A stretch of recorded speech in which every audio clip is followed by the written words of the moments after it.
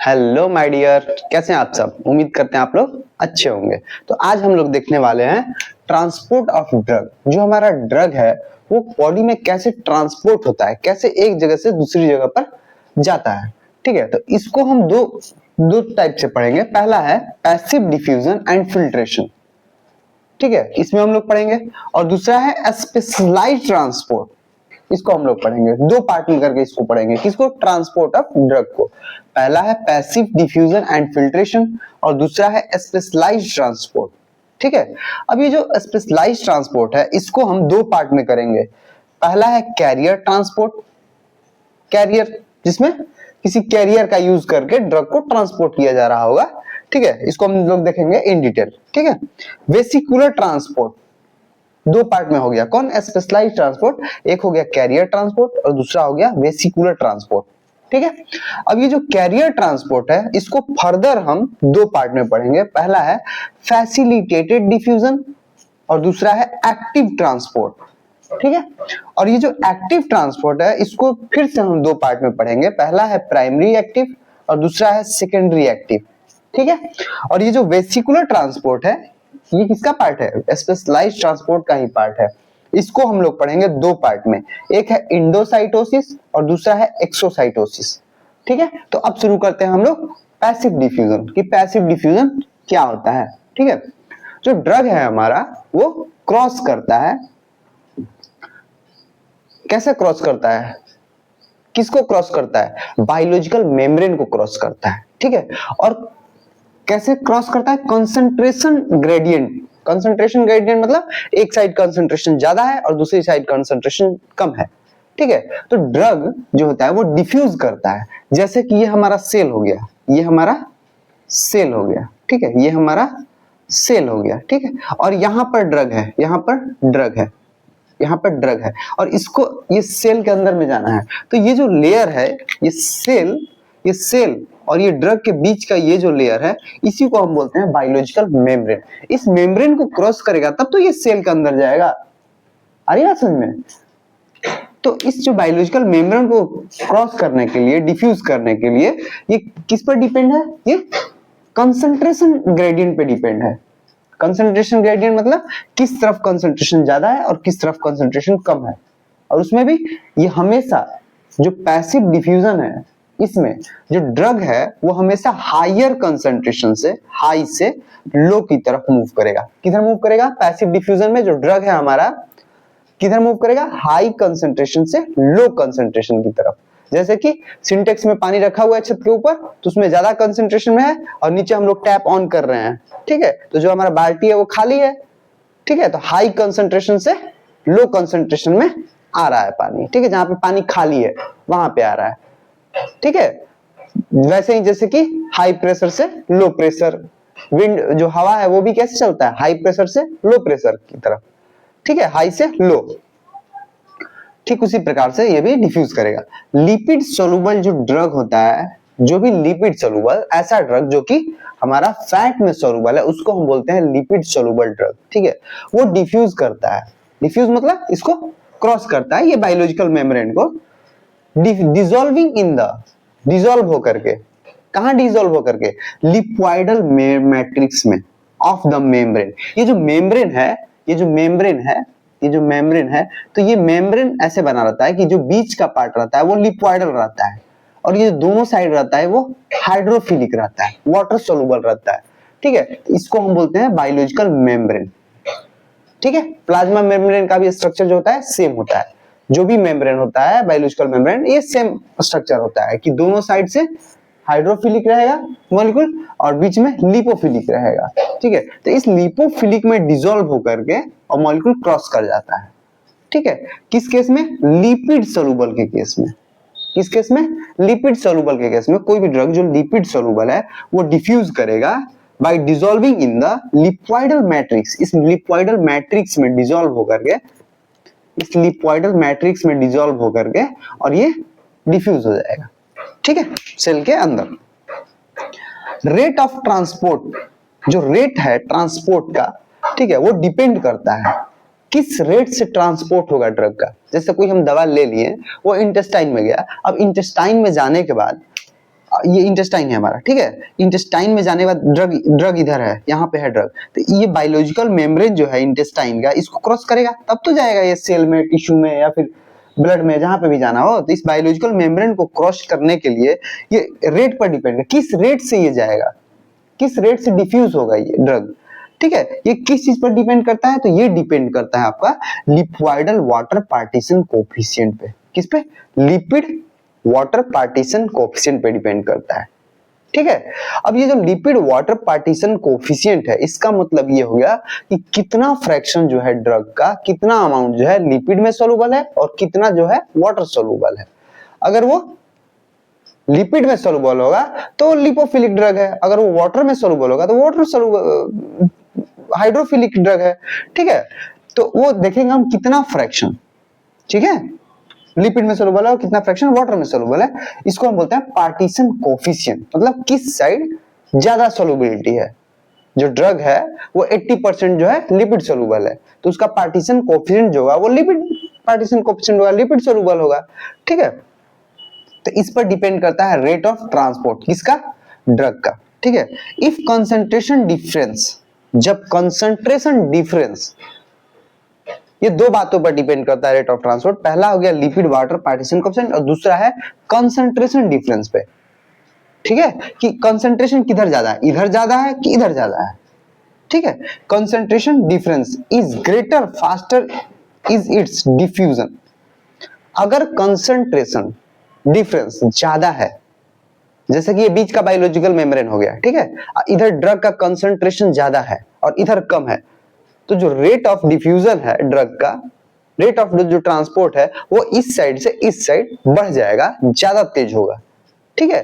अब इस साइड से इस साइड ज्यादा तेज हो रहा है, एक टाइम आएगा जब इक्विलिब्रियम होगा, दोनों साइड बराबर हो गया, ठीक है। तो यहाँ पे स्टॉप भी हो सकता है और रुक भी सकता है और स्लो भी हो सकता है, ठीक है, ड्रग का ट्रांसपोर्ट अक्रॉस द मेम्ब्रेन। तो इस केस में क्या होता है कि अगर इधर ब्लड का फ्लो ज्यादा है तो यहाँ पे तो क्या होगा, यहाँ पे जो ड्रग है वो जाते जाएगा, इधर डिफ्यूज होगा और इधर से पास कर गया, आगे चला गया, फिर यहाँ पे कंसंट्रेशन कम हो गया, तो इस केस में इधर फास्ट डिफ्यूजन होता है हाई से लो की तरफ, ठीक है। If concentration difference is greater, अगर कंसंट्रेशन डिफरेंस जो है वो ग्रेटर है, इस केस में फास्टर होता है हमारा डिफ्यूजन, ठीक है। आगे देखते हैं हम लोग कि जो ड्रग है उसको पीएच कैसे इन्फ्लुएंस करता है, उसके ट्रांसपोर्ट को, पैसिव डिफ्यूजन के ट्रांसपोर्ट को पीएच कैसे इन्फ्लुएंस करता है, पीएच, ठीक है। तो इसमें हम लोग को दो चीज याद रखना है, ठीक है, कि जो अनआयोनाइज्ड ड्रग होता है, जो अनआयोनाइज्ड होता है ड्रग, जो अनआयोनाइज्ड ड्रग होता है वो इजीली क्रॉस कर जाता है किसको? बायोलॉजिकल मेम्ब्रेन को। जो अनआयोनाइज्ड ड्रग होता है वो आराम से बायोलॉजिकल मेम्ब्रेन को पास कर जाता है, बायोलॉजिकल मेम्ब्रेन को क्रॉस कर जाता है, ठीक है। लेकिन जो अनआयोनाइज्ड जो ड्रग है, अनआयोनाइज्ड आराम से पास कर जाता है, आयोनाइज्ड जो ड्रग है, आयोनाइज्ड, ये बायोलॉजिकल मेम्ब्रेन को पास नहीं करता है, ठीक है। ये याद रखिएगा एक बात, ठीक है। अब देखते हैं पीएच कैसे इन्फ्लुएंस करता है ड्रग के ट्रांसपोर्ट को, पैसिव डिफ्यूजन को, ठीक है। मेनली अ स्ट्रॉन्ग इलेक्ट्रोलाइट, जो भी स्ट्रॉन्ग इलेक्ट्रोलाइट है हमारा, इलेक्ट्रोलाइट क्या होता है? जो ऐसा सब्सटेंस जो कि वाटर में डालने पर अपने आयंस में ब्रेक डाउन हो जाए, ठीक है, उसको हम लोग बोलते हैं इलेक्ट्रोलाइट, ठीक है। तो mainly a strong electrolytes are completely ionized at acidic and as well as alkaline pH।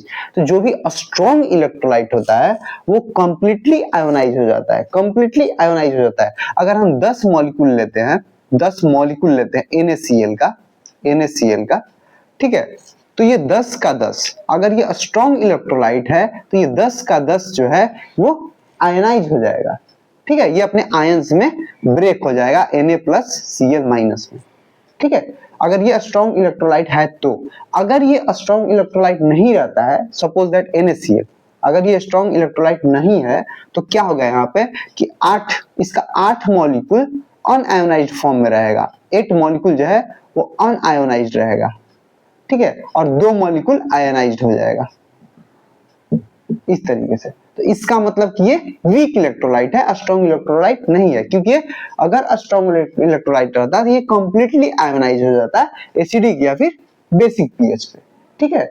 अब इसमें भी अगर जो एसिड है वो बेसिक पीएच पे होगा आयोनाइज, और जो बेस है वो एसिडिक पीएच पर होगा आयोनाइज, ठीक है। ये बात याद रखिएगा। उल्टा अगर जो मॉलिक्यूल एसिडिक मॉलिक्यूल है वो बेसिक पीएच पे आयोनाइज होगा, ठीक है, अपने आयंस में ब्रेक डाउन हो जाएगा।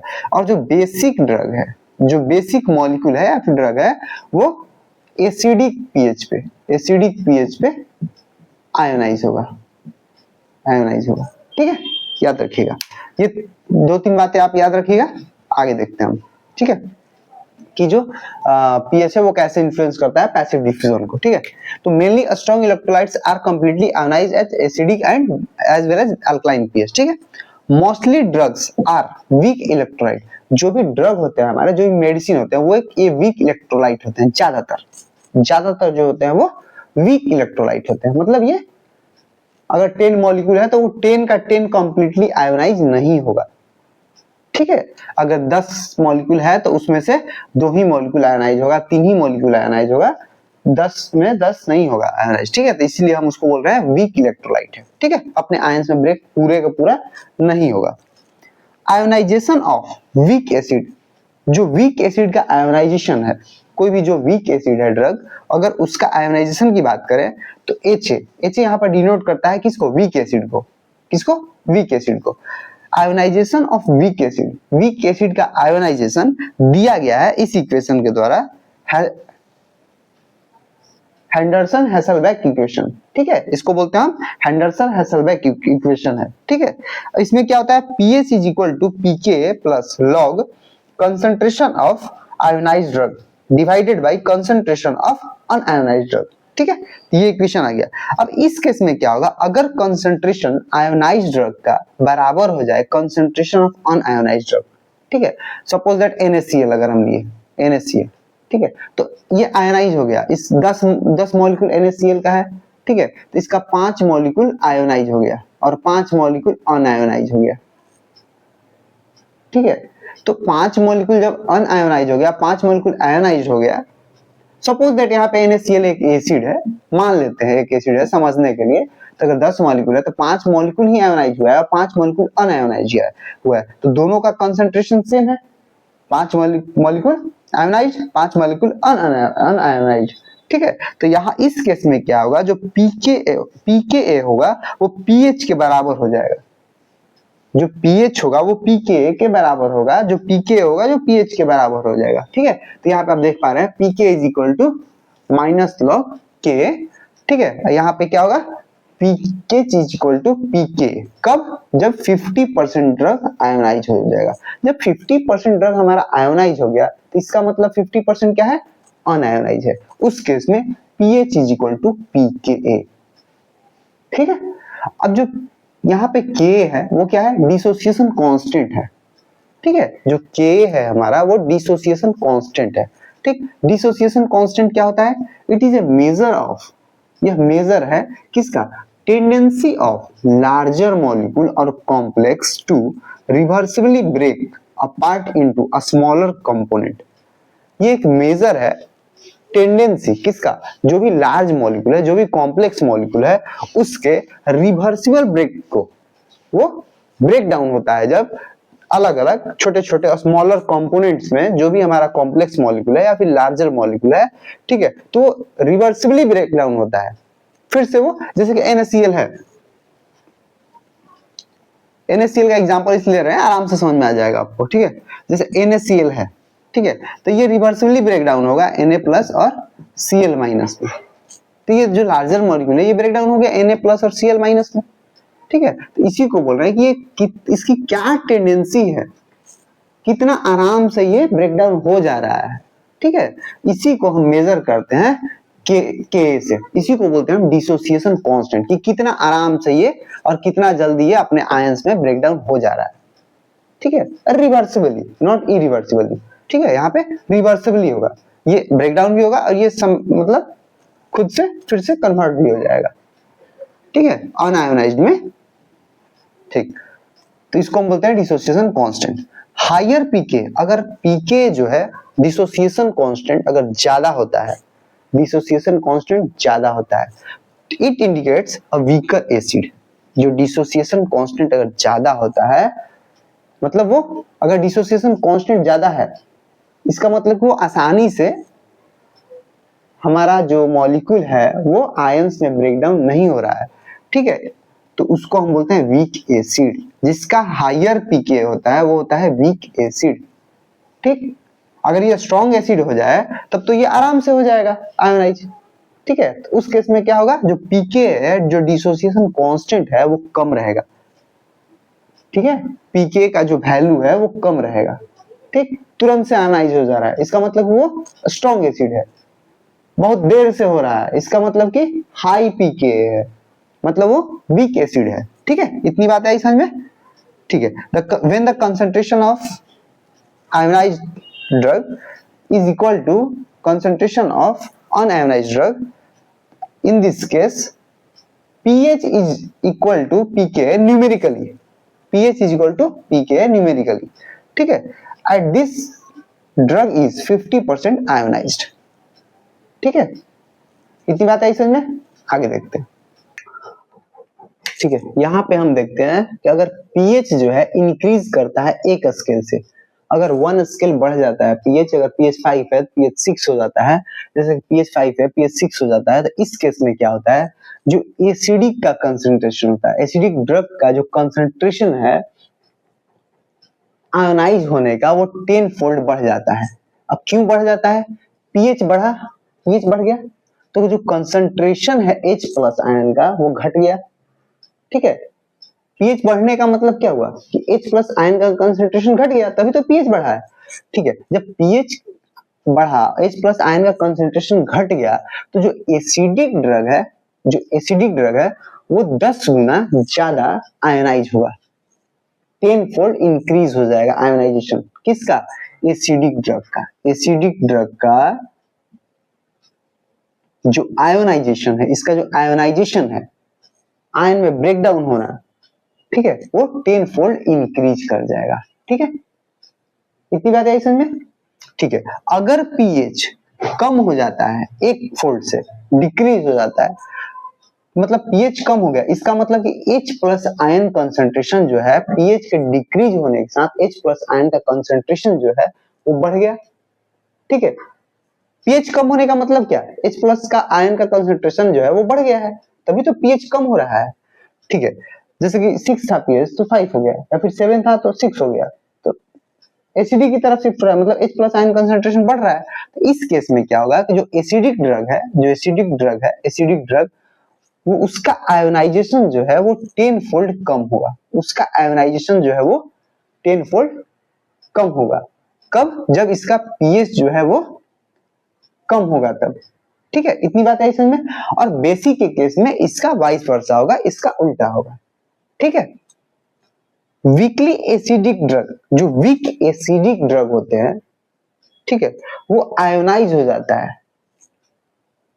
आयोनाइज अपने आयन में ब्रेक डाउन हो जाता है ज्यादा, मोर, एट किस पीएच पे, अल्कालाइन पीएच पे। जो भी अल्कालाइन पीएच है ग्रेटर देन 7, ग्रेटर देन 7, इस पे जो वीक एसिडिक ड्रग है वो आयनाइज ज्यादा होता है, ठीक है। तो जो वीक एसिडिक ड्रग है, यही कारण है कि वो इंटेस्टाइन में, जो वीक एसिडिक ड्रग होते हैं वो इंटेस्टाइन में उनका एब्जॉर्प्शन जो है वो अच्छे तरीके से नहीं होता है।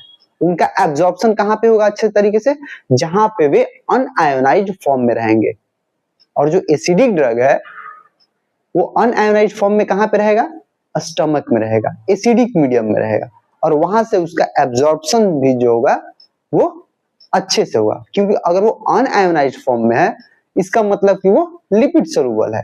अगर वो आयोनाइज हो जाता है, इसका मतलब कि वो हाइड्रोफिलिक हो गया, फिर वो वाटर में सोलुबल हो जाएगा साल्ट बना करके, ठीक है। तो थोड़ा सा ये कंसेप्ट आप ध्यान में रखिएगा, ठीक है। जैसे कि एग्जांपल में है पेनिसिलिन भी, पेनिसिलिन भी जो है वो वीक एसिडिक ड्रग का एग्जांपल है, वो आयनाइज हो जाता है ज्यादा किस पे, अल्कलाइन पीएच पे, ठीक है। वीकली बेसिक ड्रग, जो वीकली बेसिक ड्रग होते हैं एग्जांपल में एट्रोपिन सल्फेट, जो वीकली बेसिक ड्रग होते हैं वो आयनाइज ज्यादा होते हैं किस पे, उल्टा उल्टा होगा, जैसे एसिड है तो वो बेस में ज्यादा आयनाइज हो रहा है, अब बेसिक ड्रग है तो वो एसिडिक पीएच पे ज्यादा आयनाइज होगा, किस पे, एसिडिक पीएच पे। तो अगर एट्रोपिन सल्फेट हम ले रहे हैं ओरली, अगर ले रहे हैं एसिडिक ये एट्रोपाइन सल्फेट, तो स्टमक में जाने के बाद आयनाइज ज्यादा हो जाएगा, ठीक है। तो अच्छे से उसका एब्जॉर्प्शन जो है वो नहीं हो पाएगा, क्योंकि इंटेस्टाइन में जाएगा तब ना वो अच्छे से एब्जॉर्ब होगा अनआयोनाइज फॉर्म में, उसके पहले तो वो स्टमक में ही आयोनाइज हो गया। आ रही बात समझ में, ठीक है। तो फिर उसको हम कैसे करते हैं, उसको कोटेड कर करके, ताकि वो हमारे स्टमक में जो है एंट्री कोटेड है उसका स्पेंसुल्स वगैरह बनाते हैं, कैप्सूल को फॉर्म में देते हैं, ताकि वो हमारे स्टमक में आयोनाइज ना हो, हमारे इंटेस्टाइन तक पहुंचे और फिर वहां पे वो अनआयोनाइज फॉर्म में हमारे बॉडी में एब्जॉर्ब हो, ठीक है। ये सब किया जाता है, ये सब कॉन्सेप्ट वहां पे लगता है। जो आयन होते हैं हमारे वो लिपिड इनसोल्युबल होते हैं, जैसा कि अभी हम बताए हैं कि जब वो आयन हो जाएगा तो साल्ट बना लेगा और साल्ट बना के वाटर सोल्युबल हो जाएगा, ठीक है। तो जब वाटर सोल्युबल हो गया तो लिपिड सोल्युबल कैसे होगा, तो जो भी आयन होता है वो लिपिड इनसोल्युबल होता है, ठीक है, एंड डोंट डिफ्यूज। और जब लिपिड इनसोल्युबल हो गया, लिपिड में सोल्युबल है ही नहीं, तो ये जो बायोलॉजिकल मेम्ब्रेन है उसको ये पैसिवली डिफ्यूज नहीं करेगा, पैसिवली डिफ्यूज नहीं करेगा, ठीक है। पैसिवली डिफ्यूज कैसे होता है, कंसंट्रेशन ग्रेडियंट से लिपोइडल मैट्रिक्स में डिसॉल्व होकर के, ठीक है। यहां पर थोड़ा सा ये कंसेप्ट देखते हैं, लिपिड सोल्युबल नॉन इलेक्ट्रोलाइट, जो भी लिपिड सोल्युबल होगा और नॉन इलेक्ट्रोलाइट होगा, इलेक्ट्रोलाइट नहीं, लिपिड सोल्युबल नॉन इलेक्ट्रोलाइट, जैसे कि एग्जांपल में इथेनॉल, डाइथाइल ईथर, ये जो होते हैं ये रीडली क्रॉस करते हैं, मतलब खूब आराम से ये बायोलॉजिकल मेम्ब्रेन को क्रॉस कर जाते हैं। There transport is pH independent, इसका जो ट्रांसपोर्ट है ये तो नॉन इलेक्ट्रोलाइट है, तो इसका जो ट्रांसपोर्ट है ये पीएच पे डिपेंड करता ही नहीं है कि क्या एसिडिक है क्या बेसिक है, कोई मतलब नहीं है, ठीक है। द आयोनाइज्ड फॉर्म, यहाँ पे एक कॉन्सेप्ट है आयन ट्रैपिंग का, उसको हम समझते हैं आयन ट्रैपिंग का, ठीक है, कि आयन ट्रैपिंग का क्या कॉन्सेप्ट है। द आयोनाइज्ड ड्रग, जो अनआयोनाइज्ड फॉर्म है एसिडिक ड्रग का, जो अनआयोनाइज्ड फॉर्म है किसका, एसिडिक ड्रग का, वो क्रॉस करता है सरफेस मेम्ब्रेन को, बायोलॉजिकल मेम्ब्रेन को, कहां पे, गैस्ट्रिक म्यूकोसा सेल में, ठीक है, गैस्ट्रिक म्यूकोसा सेल में। तो ये हमारा ड्रग हो गया, ड्रग हो गया, ठीक, ये हमारा स्टमक हो गया, स्टमक में हमारा ड्रग हो गया, और ये सेल हो गया, गैस्ट्रिक म्यूकोसा सेल हो गया, ठीक है।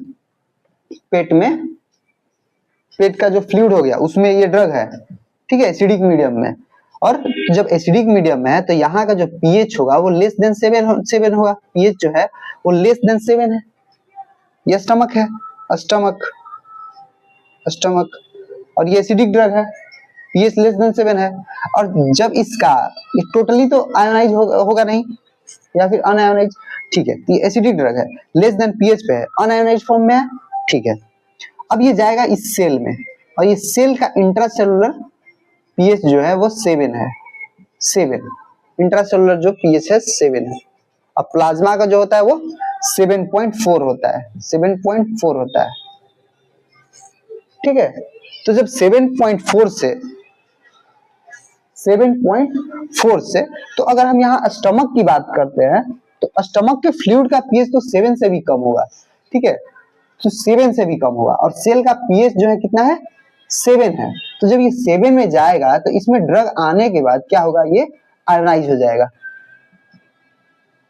आयोनाइज हो गया, ठीक है, क्योंकि जो स्टमक का कंटेंट है वो पीएच लेस देन 7 है, तो यहाँ पे ये अनआयोनाइज्ड फॉर्म में, और जैसे ही ये सेल में गया तो सेल का पीएच जो है वो ज्यादा है, और ये ड्रग कैसा है, एसिडिक ड्रग है, जब एसिडिक ड्रग है अब पीएच इसको ज्यादा मिल रहा है तो ये क्या होगा, आयोनाइज होगा, तो यहाँ पे ये आयोनाइज हो गया। अब ये आयोनाइज होने के बाद क्या होगा, अब यहाँ से ये वापस फिर से यहाँ से revert to ionized form within the cell, ये रिवर्ट होगा आयोनाइज फॉर्म में सेल के अंदर पीएच 7 पे, and then only slowly passes to the extracellular fluid. अब यहां से ये स्लोली पास करेगा एक्स्ट्रा सेलुलर फ्लूइड, और ऑलरेडी यहां से ये आयोनाइज हो गया है, अब इसको ये सेल, एक्स्ट्रा सेलुलर फ्लूइड क्या होता है, दो सेल के बीच का ये जो फ्लूइड होता है सेल के चारों तरफ, ये सब फ्लूइड जो होता है इसको बोलते हैं एक्स्ट्रा सेलुलर फ्लूइड। तो ये आयनाइज हो गया है सेल के अंदर में, अगर इसको बाहर आना है तो ये धीरे धीरे आएगा, क्योंकि ये ऑलरेडी आयोनाइज हो गया है, ये आयोनाइज हो गया है सेल के अंदर, क्योंकि ये एसिडिक ड्रग था, और ये अब धीरे धीरे बाहर आएगा क्योंकि ये आयोनाइज फॉर्म में हो गया है। ठीक, क्योंकि जो एक्स्ट्रा सेलुलर फ्लूइड है वो, अब उसका पीएच क्या होता है, एक्स्ट्रा सेलुलर फ्लूइड का पीएच 7.4 होता है। ठीक है, तो ये धीरे धीरे बाहर आएगा अब। ठीक है, तो इसी को बोलते हैं हम आयन ट्रैपिंग, क्योंकि जो आयन है वो हमारा सेल में ट्रैप हो चुका है। ठीक है, आई बात समझ में इतनी? ठीक है, अब देखते हैं हम filtration. Filtration is passage of drug. जो फिल्ट्रेशन ऑफ ड्रग है वो पैसेज है, मतलब एक जगह से दूसरी जगह जाने का तरीका है ड्रग का, थ्रू ए एक्वस पोर। कैसे? एक्वस पोर से। एक्वस मतलब एक्वा मींस क्या होता है, वाटर। अब पोर मतलब क्या होता है, छिद्र। इन द मेम्ब्रेन ऑफ और थ्रू पारासेलुलर स्पेस। जो पारासेलुलर स्पेस होता है, पारासेलुलर स्पेस, उससे या फिर एक्वस पोर्स से जब मेम्ब्रेन को पास करता है कोई भी हमारा ड्रग, तो इस प्रोसेस को बोलते हैं फिल्ट्रेशन ऑफ ड्रग। अब ये पारासेलुलर क्या होता है, ये एक्वस पोर क्या होता है, ये जो हमारा बायोलॉजिकल मेम्ब्रेन होता है, ये बायोलॉजिकल मेम्ब्रेन हो गया।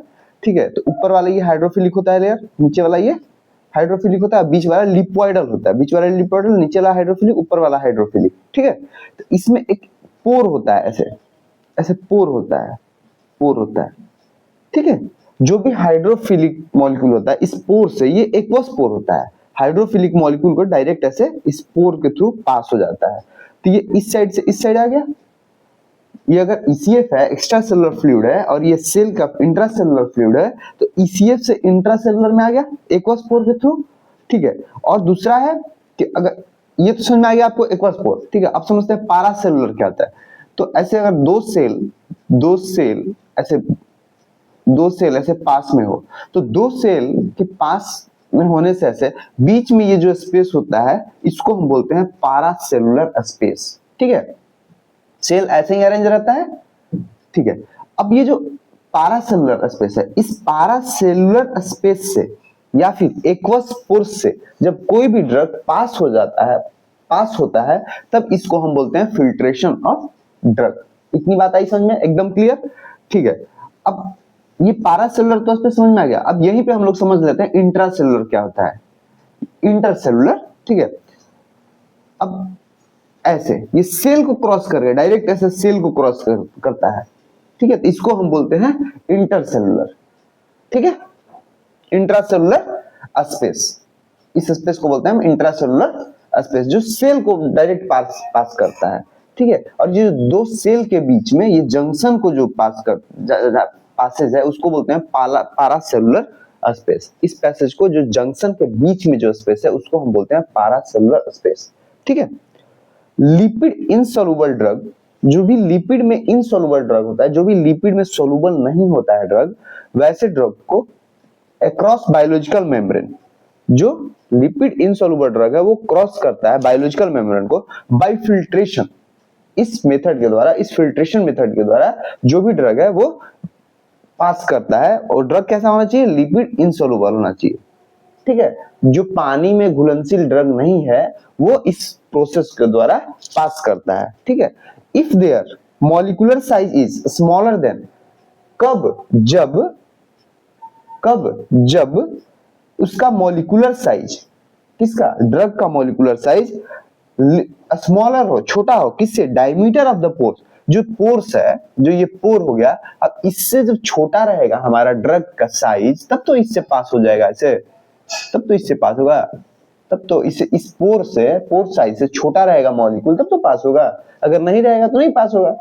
ठीक है, मेजॉरिटी ऑफ द सेल, जो ज्यादातर जो सेल होते हैं, ठीक है, जैसे कि आरबीसी हो गया, have very small pores. Example में जैसे आरबीसी हो गया, तो ज्यादातर सेल जो होते हैं उनमें जो पोर्स होता है, वो पोर्स का डायमीटर जो होता है 4 एंगस्ट्रॉम होता है। 4 angstrom, 1 angstrom is equal to 1 angstrom is equal to 10 to the power minus 10 metre, ठीक है। तो 4 एंगस्ट्रम होता है। And drug with molecular weight, जो भी ड्रग होता है मॉलिक्यूलर वेट 1000 से ज्यादा वाला या फिर 200 से ज्यादा वाला, वो are not able to penetrate. अब इस केस में क्या होगा कि जो भी मॉलिक्यूलर वेट 1000 से ज्यादा वाला है या फिर 200 से ज्यादा वाला है, वो इसमें सेल को पास नहीं करेगा, ये एक्वस पोर से या फिर पैरासेलुलर स्पेस से पास नहीं करेगा, ठीक है। अब ये तो बात समझ में आ गई। 4 एंगस्ट्रम होता है ज्यादातर सेल में, स्मॉल पोर्स होता है, तो 1000 से ज्यादा मॉलिक्यूलर वेट वाले या फिर 200 से ज्यादा मॉलिक्यूलर वेट वाले ड्रग जो होते हैं वो पास नहीं करते हैं, ठीक है, एक्वस पोर से या फिर पैरासेलुलर स्पेस से। अब बात आती है कैपिलरी की, ठीक है। तो जो कैपिलरी होता है, except those in brain, brain वाले कैपिलरी को छोड़ करके, ठीक है, हैव। अब जो कैपिलरी होता है उसका जो पैरासेलुलर स्पेस होता है, अब ये कैपिलरी है, कैपिलरी है, तो यहाँ पे सेल होगा, ऐसे सेल है, सेल है, सेल है, ऐसे, ठीक है, ठीक है। इस लेयर पे दोनों साइड सेल है, बीच में लूमेन है कैपिलरी का, ठीक है। तो जो भी पैरासेलुलर ये स्पेस है, दो बीच के सेल का स्पेस, ठीक है, वो ज्यादा क्या होता है, लार्ज होता है। ये कहां तक होता है, 40 एंगस्ट्रम तक होता है। यहां तक ये जो प्लाज्मा में एल्बुमिन है, प्लाज्मा में जो एल्बुमिन है, एक प्रोटीन है ये एल्बुमिन, ये तक पास कर सकता है ये पैरासेलुलर स्पेस पे। ये एक प्रोटीन है, ये बड़ा साइज में होगा, इसका मॉलिक्यूलर वेट बड़ा होगा, ठीक है। तो कैपिलरी एक्सेप्ट ब्रेन को छोड़ के, ब्रेन कैपिलरी को छोड़ के, except those brain have larger paracellular space 40 angstrom तक, ठीक है। एंड मोस्ट ड्रग, और ज्यादातर जो ड्रग होते हैं वो फिल्टर हो जाते हैं इससे, आराम से पास हो जाते हैं इस पोर से, ठीक है। इवन एल्बुमिन, यहां तक कि एल्बुमिन भी, ठीक है, एल्बुमिन एक प्लाज्मा प्रोटीन है, ठीक है। डिफ्यूजन ऑफ ड्रग, जो भी डिफ्यूजन होता है ड्रग का अक्रॉस कैपिलरीज, जो भी डिफ्यूजन हो रहा है ड्रग का कैपिलरी के अक्रॉस, कैपिलरी में, इज डिपेंडेंट ऑन, ये डिपेंड करता है कि rate of flow of blood, blood जो है वो उसका रेट क्या है, कितने तेजी से वो ब्लड जो है कैपिलरी में फ्लो कर रहा है थ्रू देम। अगर इस कैपिलरी में, अगर इस कैपिलरी में जो ब्लड फ्लो है वो कम है, तो इधर से ये हमारे कैपिलरी से, ब्लड से, और इधर सेल में या फिर टिश्यू में, ईसीएफ में अगर जाना होगा, ठीक है, किसको, ड्रग को, तो ये आराम से आ जाएगा अगर ज्यादा है तो ब्लड का फ्लो, अगर कम है ब्लड का फ्लो तो ये स्लो हो जाएगा। तो ये इस बात पर डिपेंड करता है डिफ्यूजन कि जो कैपिलरी में जो ब्लड का फ्लो है वो कैसा है, ज्यादा है या कम है। अगर कैपिलरी में ब्लड का फ्लो ज्यादा है, इसका मतलब कि जो ड्रग है उसका डिफ्यूजन ईसीएफ में, एक्स्ट्रा सेलुलर फ्लूइड में ज्यादा होगा। अगर कम है कैपिलरी में ब्लड का प्रेशर, तो इसका मतलब यह है कि जो डिफ्यूजन है ड्रग का वो कम होगा एक्स्ट्रा सेलुलर फ्लूइड में।